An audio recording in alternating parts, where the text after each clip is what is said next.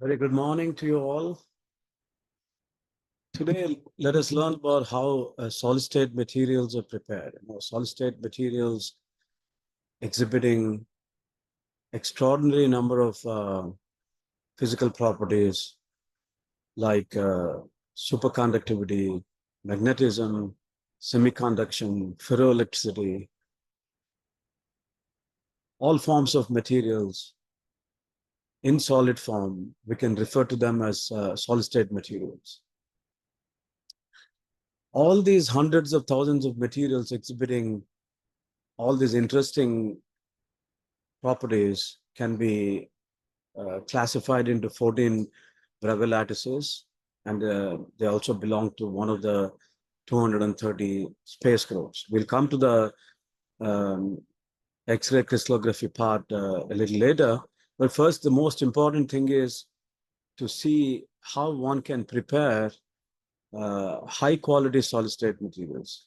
Because all the data that you see in textbooks, any solid-state material textbook, any solid-state physics textbook, where you see the list out of properties of materials, superconductors, semiconductors, dielectrics, magnetic materials.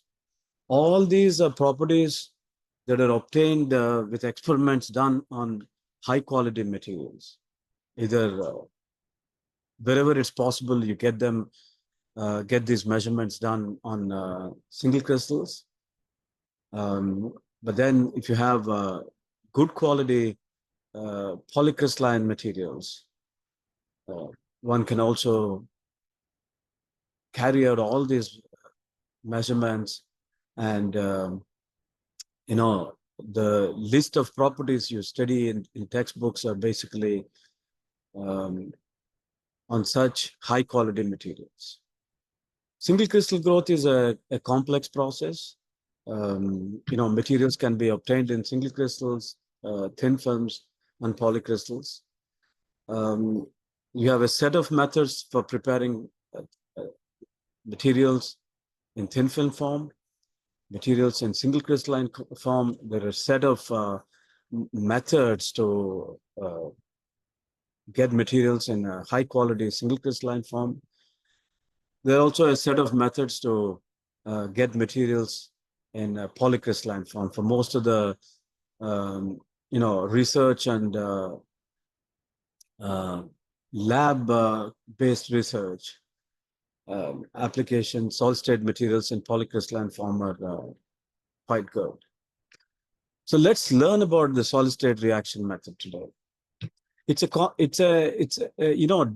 all about diffusion. If you look at the Fick's law of diffusion, where the diffusion flux J is proportional to the concentration gradient of the particles, d phi by dx or dou phi by dou x.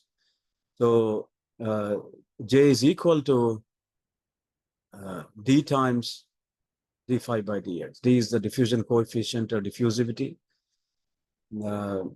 D phi or dou phi is the change in the concentration of the particles, and dx is a change in position. Now, so the J we talk about is always minus of d phi by dx. Okay. I've given an example here on the left side of the screen where you can see that in order to make a final phase called MgAl2O4, we start with the constituent pure compounds of magnesium, that is magnesium oxide, and that of aluminum, that is aluminum oxide. And you make a reaction happen between these two compounds in order to get the new phase. Gas phase diffusion is quite fast. And if you drop put a drop of blue ink in a clean water inside a beaker, you still see diffusion happening, but that is slower than the way molecules diffuse in the form of gases. But diffusion in solids is an extremely slow process. So this is a depiction of how the blue region here and the red region here And you see, you create one interface exactly like what you're seeing here. Between magnesium oxide and aluminum oxide, there is a single interface.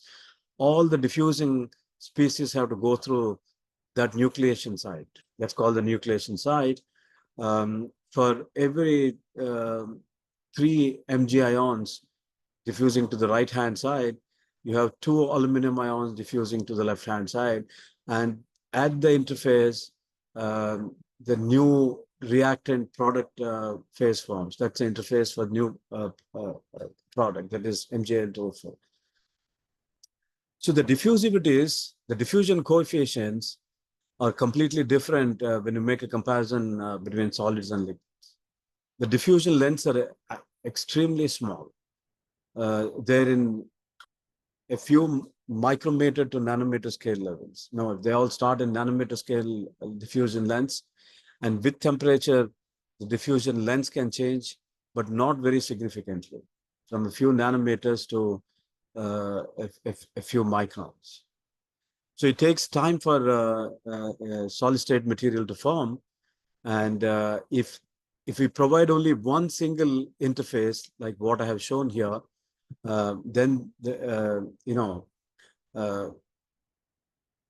since the process of diffusion is so slow, it might take several months for the entire volume to form into the new product, that is MgL2O4. So in order to hasten up this reaction, what I do is I break up magnesium oxide and aluminum oxide into smaller particles. We can do it by grinding and mechanical attrition processes. That's quite easy. And then when I mix these powders, I make these individual particles of magnesium oxide and aluminum oxide to come together. In that process, what we do is we increase the number of interfaces from just one here in making 2 solid blocks of MgO to L2O3 to react.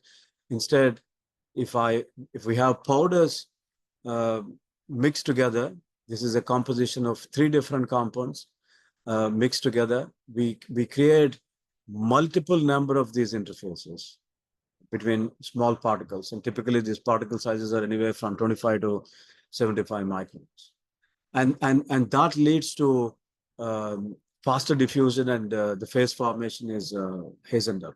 No? So you start with these ceramic compounds, like the example here is only 2 compounds, magnesium oxide and aluminum oxide.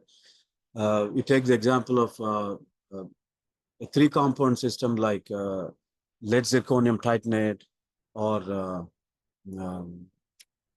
where lead, zirconium, and titanium are involved, or yttrium, barium, copper oxide, yttrium oxide, barium carbonate, and copper oxide. You mix them together, and since these are oxide compounds, you can do a reaction of the mixed powders in an open atmosphere, that is an ambient. So the oxygen intake automatically happens during the heating and cooling process.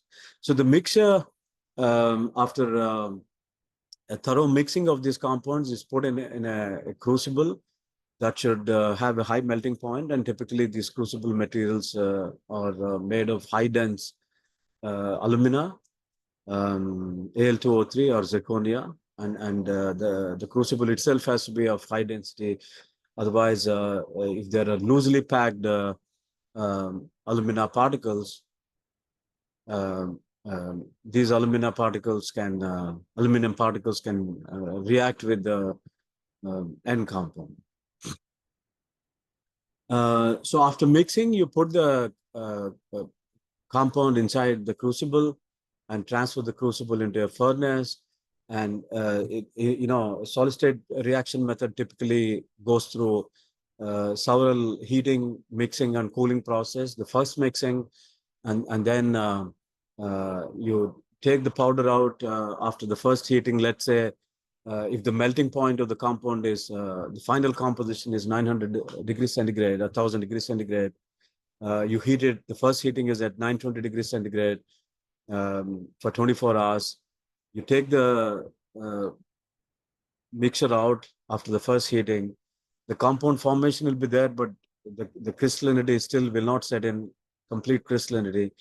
So you mix up the obtained powder, which is the formation of the new final compound, and then you do mixing again thoroughly for about half an hour to 45 minutes. This is to ensure the mixing of any unreacted oxides, and then heat it again at a slightly higher temperature, maybe 940 degrees centigrade, for another 24 to 48 hours. And then again, slow cooling. 2 to 3 times of this kind of mixing, heating, and grinding will help in homogenizing the composition. At every step, you can also do X-ray diffraction to see how the phase formation is happening, and you'll clearly see after the third heating, the crystallinity of the compound itself has improved quite significantly from the first heating. But then you get a final a product in the form of a powder. I can do certain measurements on powders. I can do magnetic measurements on powders, but if I want to do electrical resistivity measurement or dielectric measurement, I need the powder to be compacted. And that's where after the furnace heating, use a die and plunger. You pack the powder inside this die, and the spacer will come there. The plunger will go in there, and then you subject it to, a high pressure treatment. This is just a simple hand press, and you can easily calculate the pressure exerted on a 10-ton press on the given area here. This is typically 10 millimeters. Now you get 1 centimeter dia pellet. So you can also use different die sets to get pellets of the size of 1 centimeter, 1.5 centimeters, 1 inch, and so on. So that's a compact you make out of these powders, but the compact itself is not good for immediate measurements, because you need to make the particles to agglomerate together, right? That's called the coalescence. And that can be effectively done by heat treating these compacts again. So you take that compact, put it inside the furnace, and let's say heat it to 950 degrees centigrade for about 24 hours. And what happens in that process is you're not completely melting the compact, but then this taking the temperature close to the melting point makes the surface atoms to melt, and this melt flows around, and during the cooling process, you'll see the solidification of the melt leading to the formation of a nice dense compact, which is required for any physical measurements. And of course, such dense targets, you call them targets, are required if you want to convert these polycrystalline systems into thin films. I can use them as sources or targets in, for example, in thin film sputter deposition. But then if you look at the microstructure of these compacts, since it is a polycrystalline material, you certainly see grains and grain boundaries and voids also. And this is a textbook picture of a polycrystalline material, the microstructure of a polycrystalline material, where you clearly see grains of different sizes separated by grain boundaries. And you see the scale bar here, 50 microns. You can estimate the size of these grains, and anywhere from close to 5 microns to 50 microns. It's a different sizes. We don't have a control on it, but there are certain solid state methods where you can control the grain size and also the grain weight. So for any authentic physical property measurements, a polycrystalline material is okay, provided you have thin grain boundaries. It means the grain boundary widths have to be extremely narrow, and that can be achieved by what is called the flux growth method, that will discuss at a later stage. And of course, the heating part is very important. The heating elements play a very important role in providing, you know, thermal energy, and most of the heating is done in furnaces by resistive heating, just simple joule heating. There is a direct resistance heating that's known, and also indirect resistance heating. And in direct resistance heating, current flows directly to the piece, the working piece to be heated. And the indirect resistance heating is where current flows in the special resistance elements situated in the furnace, and from which heat is transferred to the workpiece, which is mainly by radiation and convection. And this is a principle that is normally used in high temperature furnaces. These are examples of furnaces, typical box furnace where you see the heating elements there, and you keep your material in those crucibles or small containers or boards. And when the furnace is on, all those heating elements are heated. You have heating elements on the right side, left side, on the top. And when you close the door there, you can have heating elements on the inside of the door also. And you see that when sufficient current is flowing through these heating elements, you'll see the heat transferred to the material, and you can have a thermocouple. You can have multiple thermocouples to monitor the temperature at different points in this big volume, because ensuring proper heating is absolutely important. At the same time, you don't want the heat to be lost to the ambient through the sidewalls. So you need to have a proper insulation around these furnaces. So it goes. There are also tubular furnaces where you can, while heating the material, you can carry out the heating in ambient, in inert atmosphere. There are certain compounds, for example, intermetallics and alloys, you need to heat them only in vacuum or inert atmosphere. In a tubular furnace, I can do that. There is also a heat zone like this, like what you see here. And then while heating, you pass a gas through it, argon gas typically, and that will maintain an inert atmosphere during the heating process. So the oxidation of elements and alloys and intermetallics can be done very effectively. That's how the heating element inside a tubular furnace is shown. And typically we use quartz tubes that can withstand up to 1100 degrees centigrade. And beyond that, if you need to heat materials at higher temperatures, you need to go for tubes made of alumina, Al2O3, mullite, or zirconia.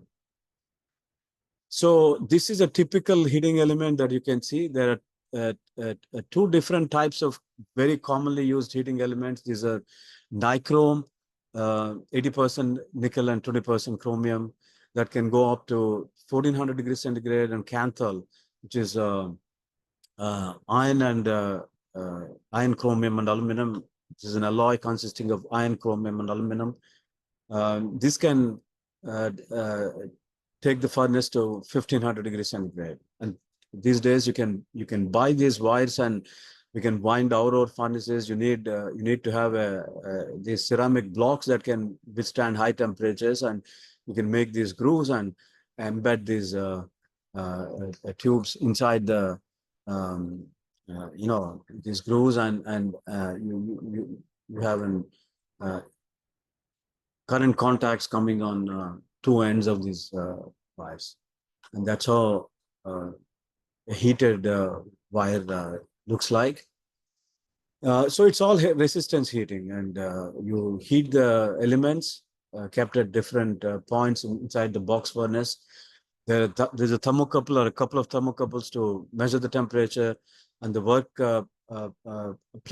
workpiece is over there.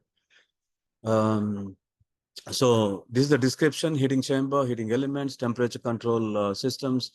There's what is called the PID controller that is effectively used to make the furnace on and off, and you can also program it. You can ramp it. There are certain compounds that needs to be heated to certain temperatures. You keep the temperature constant for few hours, and then ramp it up to a higher temperature, and then soak it for a few hours. Then the furnace has to be, the furnace temperature has to be decreased at a certain rate. All that can be done using, the PID controllers very effectively. Right. You see again another view of a larger furnace with heating elements there. So you have low temperature furnaces, medium temperature furnaces. The challenge always is high temperature furnaces. The two challenges here. One is to create temperatures inside these furnaces, inside these boxes, and also to measure them. Furnaces up to 600, 800 degrees centigrade, furnaces up to 1300 degrees centigrade, furnaces that go all the way up to 1800 degrees centigrade. With resistance heating, the upper limit is 1800 degrees centigrade. And as you can see here, you also need to look at the energy balance. In order to achieve high efficiency, the loss term, the QC plus QA. QA is energy stored in the construction. QC is energy lost by conduction through the walls of the heating chamber. And this must be kept as low as possible, and by the design of the walls of the heating chamber. Normally, ceramic wools are used to prevent heat losses. The easy way to check is if you have a furnace working at 1400 degrees centigrade, and the outside of it should not read more than 30-40 degrees centigrade. That means the insulation is quite good. And let's say the outside temperature, if you place your hand, you have to be careful, of course. The temperatures are very high. And if the temperatures are way above 60 degrees centigrade, that means the loss is also more. And this will affect the heating process, and it'll also affect the purity of the compound that is prepared. Because in a volume of, let's say, 1/4 of a meter cube, you need to ensure that the temperature uniformity is always maintained. So it's also important that in a given volume, in a given volume, it's important to take a profile of how the temperature variation is happening. And if you see a central zone with maximum uniform temperature, you must keep your working elements or your crucibles right over there. So you can imagine if you keep one set of crucibles in the middle where the temperature is what you want to use to heat the compound, it's, let's say, 1400 degrees centigrade, but few inches away from it, if the temperature is only less by 100 or 150 degrees centigrade, you'll see the difference in the compositions prepared during the same run on two different crucibles. So that's where all these parameters are, absolutely important. Now, looking at the heating elements, you have nichrome. I mentioned about it. It's an alloy of majority of nickel, 80%, 20% chromium. You have 0.5% iron, 0.5% manganese, and 0.5% silicon. These are commercially available. You see the resistivity about 40 microcentimeters. It has a melting point of 1400 degrees centigrade. So the maximum operating temperature is 1200 degrees centigrade. And canthal is a combination of iron, chromium, and aluminum. 72% iron, 22% chromium, and 5.8% aluminum. And it has a slightly higher resistivity than nichrome. It has a little higher melting point. The thermal expansion, the temperature coefficient of resistance is also given for these two alloys. And since the melting point is high, the operating temperatures could be close to 1400 degrees centigrade. And you also have a QPro nickel alloy, which is majority of copper and 75% of copper and 23% of nickel, and small amounts of iron and manganese. It has a comparable resistivity to that of um, nichrome. Melting point is 1280 degrees centigrade. So furnaces made out of QPro nickel can be operated at 1100 degrees centigrade. And then you have silicon carbide, of course, that can take you up to close to 1800 degrees centigrade. Silicon carbide is we know that it's a good semiconducting material with a high melting point. And so the limit to which you can achieve higher temperatures is 1800 is on the higher side, but normally silicon carbide furnaces are operated up to safely up to 16 to 1700 degrees centigrade. Yeah, that's what I've shown here. What you see is the silicon carbide rod. To make a small constriction, right? Pass a current, that's where the high resistance zone, and that gets heated up. And you create a furnace. This is called the hot zone. No, it depends on the length of that R, using which you can create furnaces with a smaller hot zone and a larger hot zone. Heat zones. These are heat zones. That's how these are expensive heating materials. And your supercanthol, if you want to go up to 18 to 1850, 1900 degrees centigrade, supercanthol is used. Very high melting point it has. It is basically molybdenum disilicide. Again, another semiconducting material. But the problem is these rods are very expensive. A set of rods could be a few lakhs. And imagine you have one set of rods here, another set there, another on the inside wall of the door. See, all these heating materials are made of alloys. You've seen that, right? And these alloys are used as heating materials, and you are using them in furnaces that also has ambient, that is air around it.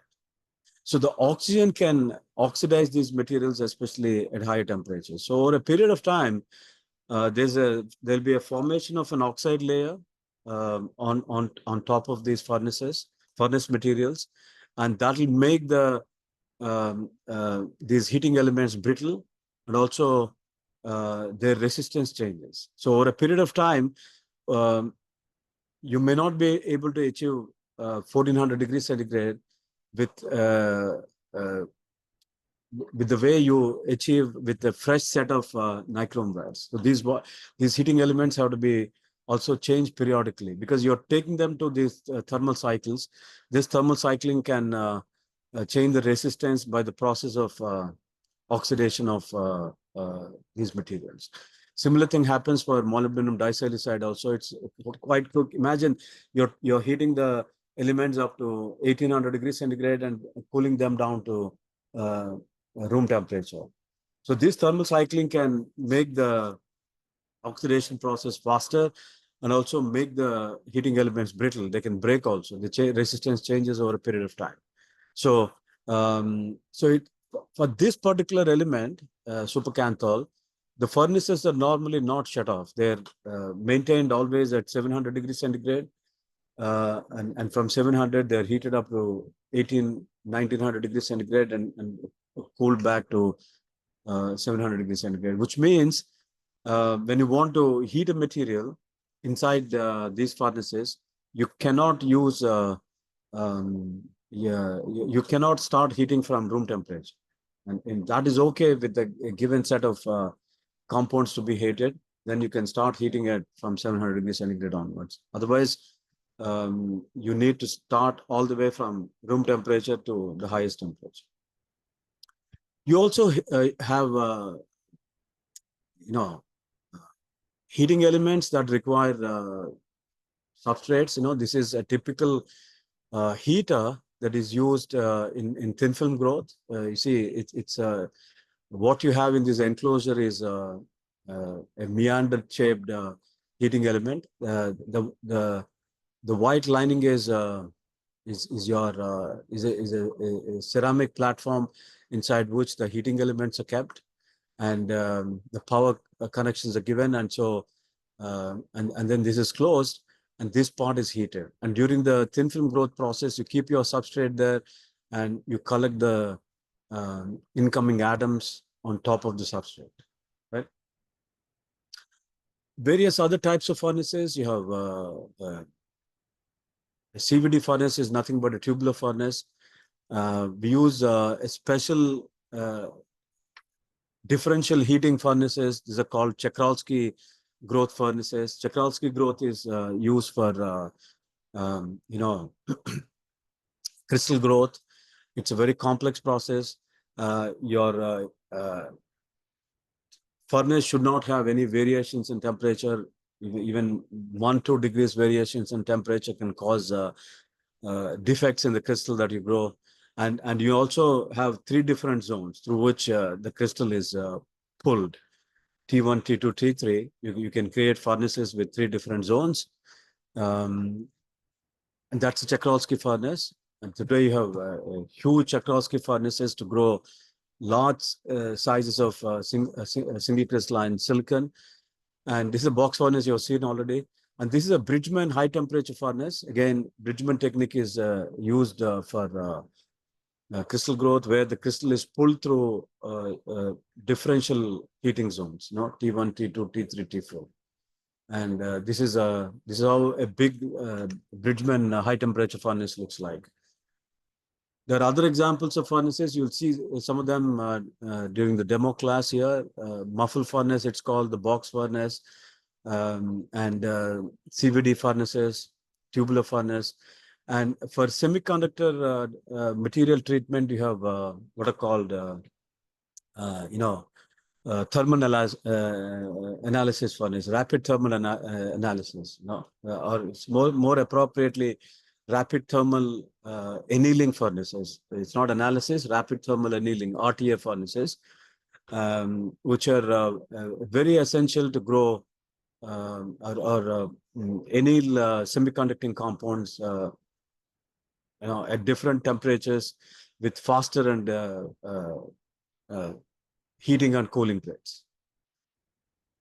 There are industrial level furnaces. You see the annealing furnace here, and these are pit furnaces with forced convection. This you are seeing the chamber furnaces, the Bock furnaces, which are big in size. The walking bay furnaces used for heating slabs and pellets at the industrial level. Now you see, all this you've seen is I started giving an example of making compounds like MgAl2O4,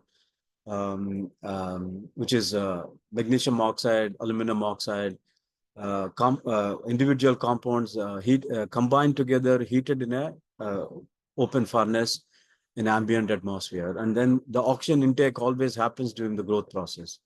But what you see here are, metallic components. You have bronze, you have steel, you have copper, you have cast iron, aluminum, and we can also make alloys out of it, right? Alloys are combinations of different elements. And intermetallics, I explained to you earlier, intermetallics are line phase compounds. At a specific composition only, it gives a given property, like ND2Fe14B, which is a magnetic material, permanent magnetic material. NB3GE, which is a superconducting compound. Only when the composition is NB3GE or NB3V, you see the superconducting behavior. These are line phase compounds like your ytterbium copper oxide, which is a ceramic. But when I try to make these alloys, some of these elements have to be heated to very high temperatures. Refractory elements like molybdenum, tungsten need extremely high temperatures to melt. And if carbon has to be melted, you need to go to 2,500 degrees centigrade and above. First of all, with supercanthal, I said the limit is 1800 to 1900 degrees centigrade. If I'm making an alloy with these elements or an intermetallic compound, I cannot put them in normal furnaces because, imagine I want to make an iron cobalt alloy or NBTI superconducting alloy. I cannot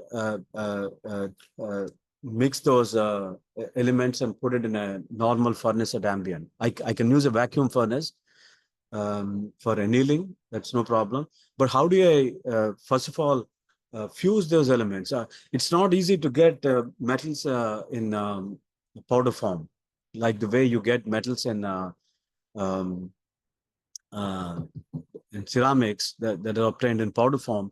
Metals cannot be obtained in powder form easily. Fusing metals to make alloys and intermetallics at high temperatures is a challenge.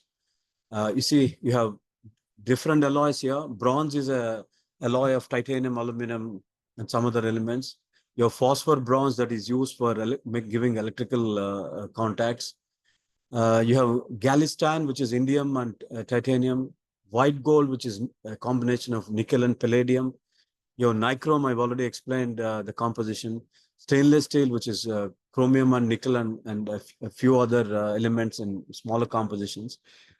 So all these elements make up heating elements more appropriately, more importantly, alloys for superconductors, heating elements, and thermocouples to measure temperature. Creating temperature is one aspect, but measuring that temperature is also a very important aspect, right? The heating wires and heating elements, we have seen all that. And you need these alloys, the famous tin lead solder is a material used for soldering. Lead, of course, is used as a solder material, but this alloy has a lower temperature and less of lead content.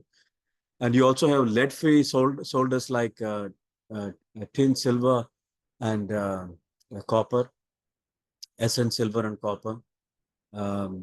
Indium also can be used as a very good contact materials, less toxic, right? And there are various thermocouples that are used for measuring temperatures. I'll come back to that. Your J-type thermocouple, K-type, E-type, and T-type. Yeah, some of these, the NBTI alloys are used in making superconducting magnets that are used in MRIs and high field magnets in tokamaks. But how are these alloys and intermetallics made? These are prepared in a very interesting way using a process called arc melting, because you need extremely high temperature process to melt this. See, let's say your alloy is available only in the form of this small what are called ingots. You can't get them in powder form. You get a small piece of niobium and small piece of tin, and you have to melt them and fuse them. And that melting and fusing is done using this arc melting process. It looks like this. It's a closed chamber with vacuum pumps located beneath. You create a vacuum of about 10 raised to -6 torr inside this little chamber. And there are also viewports here to see what is happening inside. And the whole process is done by using a very interesting electrode assembly. So what you have here is, you see that the inside of it looks like that. There's a solid copper block with small depressions made to keep different charges, so to say. Yeah, this is, you can see that this is a copper plate, and you can melt different types of elements together. Let's say in one of those pits, you keep niobium and titanium, and you need to heat them to their melting points. And once they're melted, they flow freely, and you start seeing the formation of the molten part of NB to TI combining together to form NBTI alloy melt. And during the cooling process, you see a solidified NBTI piece, which of course has to be again heat treated in order to get crystallinity. That's a different step. But how do you create this heating? So imagine the copper plate itself is an electrode, and you have a top electrode here with a tungsten tip. Tungsten is a high melting point element. And sometimes this tungsten tip is also coated with thorium. So it's thorium coated tungsten tip, very high melting elements. And imagine this is one electrode and the base is another electrode, and you're giving a very high current between these two electrodes. So I'm bringing two electrodes. One electrode is in the form of a flat electrode, and the other electrode I'm bringing in the form of a pointed electrode. And when a high current is being passed, and I can create a plasma. And how do you generate a plasma? I need I need to have an ionizing gas. So after evacuating this chamber, you pass some amount of argon inside the chamber, a few millibar pressure of argon. And then what is happening? If I have two parallel plate capacitors, and if I have air or any of these ionizable gases like argon, neon, immediately you see a plasma generated, right? You ionize the gas. And that is achieved during this process. Except that I'm not using a parallel plate capacitor. One of the electrodes is a pointed electrode, and that is what is required for us. Yeah, so you see that? Now, I can have multiple alloys kept in one run, but then if I want to fuse element A and B, I can put it here, and element C and D, or element A, B, C, different compositions I can make. I can make compositions of the same material in different batches and then combine them together, right? You see that. Now the moment, so the first step is I evacuate this chamber and then push argon gas inside, right, of certain pressure. And the moment the electrode comes close to the charge, which is also a metal, you see the process of ionization of the gas leading to the creation of that plasma. And it's a very effective way. Now I can move this electrode around and make a uniform homogeneous mixture of the alloy that is formed in that process. Of course, this process is also limited to making alloys of limited number of weight, a few grams. But then there are other processes where the quantity can be increased also. But then this is a very, very effective way of making alloys and intermetallics.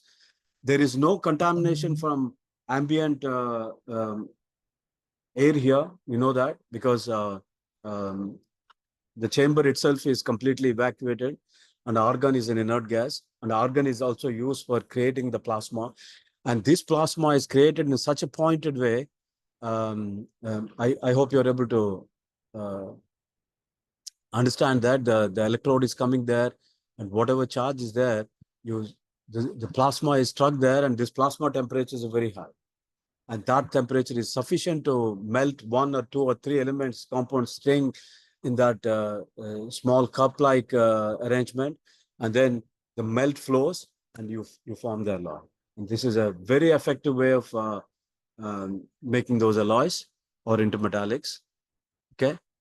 And then in this process, the requirement for achieving high temperatures that are required to make these alloys and intermetallics is also fulfilled and achieved.